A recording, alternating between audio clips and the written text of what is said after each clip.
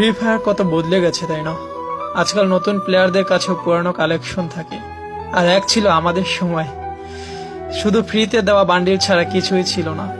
যখন বাকি তিনজন মিলে সাদা অ্যাডাম বান্ডিল পরা প্লেয়ারকে চেতাতে থাকতাম, শালা নিজেরাও নুব হতাম, কিন্তু অ্যাডামকে চেতানোর মজাই ছিল আলাদা। এক ঘরে বা টাওয়ারে বসে চারজনে মিলে একটা কিল করতাম, আর এনিমির একজন এসে আমাদের চারজনকেই মেরে দিত। কিন্তু জানেন মজার বিষয় কি ছিল? কেউ জানতোই না ডায়মন্ড 1, 2 বা হিরোইক কি জিনিস ছিল। সবাই শুধু গেম এনজয় করতো। তখন রিভাইভ না দিলে কেউ বকা দিত না বা গালি দিত না। ওই সময় যে নক হয়ে যেত সে চিৎকার করে করে বলতো, ভাই তুই পিছনে পালা, সামনে এনিমি, তোকে মেরে দিবে।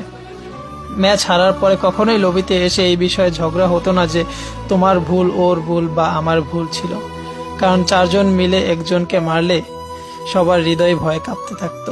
জানেন কেন? কারণ তখন ফ্রি ফায়ার বন্ধুদের জন্য একটা মজা ছিল।